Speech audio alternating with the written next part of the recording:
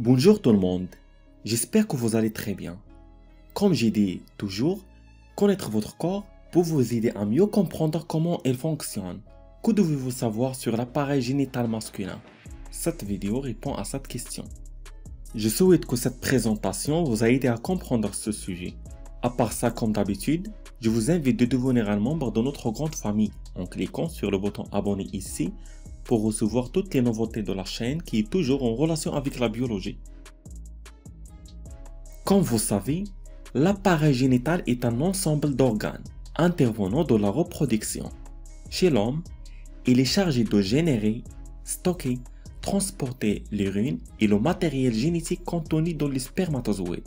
Il comprend les organes de reproduction, les testicules dans lesquels se développent les spermatozoïdes et qui sécrètent l'hormone mâle, la testostérone, les conduits de stockage et de transport, les voies spermatiques qui conduisent les spermatozoïdes des testicules à la verge, l'organe de copulation et de la miction, la verge ou le pénis, les glandes annexes, la prostate, les vésicules séminales et la glande de Cooper qui contribuent par leur sécrétion à la formation du sperme. On va commencer par les testicules, qui sont des organes génitaux masculins, de forme ovale, en nombre de 2, qui se trouvent dans un sac formé d'une couche de peau nommée scrotum, à la base de la verge. Elle atteint leur taille normale à l'âge adulte, environ 2 à 3 cm de largeur sur 4 à 5 cm de longueur.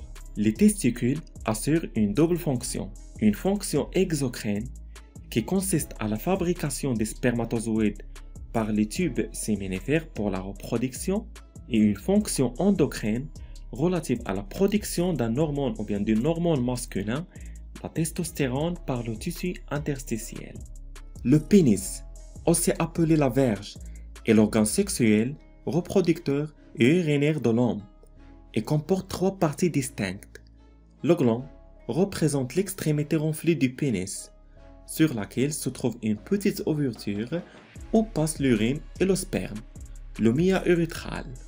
La peau du gland est également très fine et très énervée, ce qui en fait une zone très importante à la stimulation sexuelle. Le corps est formé de tissu érectile qui contient de nombreux vaisseaux sanguins. On y retrouve 3 régions, le corps spongieux qui entoure l'urètre et les 2 corps caverneux qui se trouvent côte à côte sur le dessus du pénis. Ces corps caverneux sont entourés d'une enveloppe élastique qui permet leur allongement et leur augmentation de volume, bien sûr à l'aide de nombreux vaisseaux sanguins qui se remplissent du sang lors de l'érection. La racine qui s'insère sur les structures abdominales inférieures et les os du bassin. L'épididyme est un organe cylindrique accolé au testicule, formé d'un très long tubule enroulé mesurant près de 6 mètres de long au total. Il conserve et transporte les spermatozoïdes venant du tubule séminifère et assure la fin de maturation de ceux-ci.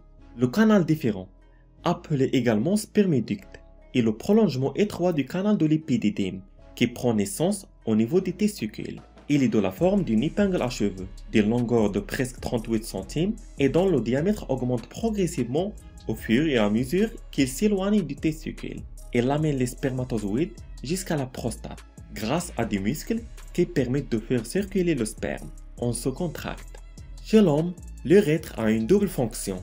Il est la voie obligatoire urinaire et génitale qui permet d'évacuer l'urine et le sperme à la fois vers l'extérieur de la verge de l'organisme, à travers une petite ouverture s'appelle le mia urétral. Par contre, chez la femme, seule l'urine est évacuée par l'urètre. Chez l'homme, l'urètre est beaucoup plus long, environ 15 à 20 cm avec un diamètre moyen de 10 mm. Il se caractérise par la présence d'un sphincter qui permet de réguler la sortie de l'urine. La prostate est une petite glande exclusivement masculine, située en profondeur dans le bassin, sur la vessie et devant les rectums. À l'âge adulte, une prostate normale pèse environ 20 à 25 grammes, pour des dimensions d'environ 4 cm de largeur, 3 cm d'auteur et 2 cm d'épaisseur. Mais il peut se mettre à augmenter de volume à la fin de la quarantaine ou au début de la cinquantaine et continuer à grossir avec l'âge. Lorsque la prostate devient trop volumineuse, elle peut obstruer le flux d'urine et provoque des troubles urinaires. Le rôle principal de la prostate est de produire un liquide qui entre dans la composition du sperme et assure la survie, la maturation et la mobilité des spermatozoïdes sous la dépendance de la testostérone produite par les testicules. C'est l'organe dans lequel se développe le cancer le plus fréquent chez l'homme. Les vésicules séminales sont des glandes de forme allongée et régulière, en nombre de 2, d'une longueur de 4 à 6 cm environ, qui jouent le rôle de petits réservoirs situés chez l'homme en arrière de la vessie et de la prostate. Les sécrétions vésiculaires sont riches en fructose et représentent environ les 2/3 du volume du sperme lors de l'éjaculation. Au moment de ce phénomène biologique, c'est-à-dire lorsque l'ordre leur vient du cerveau que l'éjaculation doit se produire, les deux vésicules séminales se contractent et éjectent leur liquide séminal dans les canaux différents où ils se mélangent aux spermatozoïdes pour former le sperme. Les sécrétions vésiculaires jouent un rôle aussi de stockage de sperme entre chaque éjaculation et dans l'acheminement des spermatozoïdes jusqu'à l'ovocyte. Les glandes de Cooper, appelées aussi les glandes bulbo-érythrales ou glandes de Meyers, sont 2 lobes arrondis de taille d'un petit pois situés de part et d'autre de l'urètre, séparés par un intervalle de 5 à 6 mm. La fonction principale de ces glandes est de sécréter un liquide lubrifiant pré-éjaculatoire transparent. Ce liquide qu'ils sécrètent est libéré dans l'urètre juste avant l'éjaculation, probablement pour débarrasser ce conduit de toute trace d'urine et lubrifier le gland lors du rapport sexuel. À noter que ces 2 glandes sont impliquées également dans la défense immunitaire de l'appareil génito-urinaire.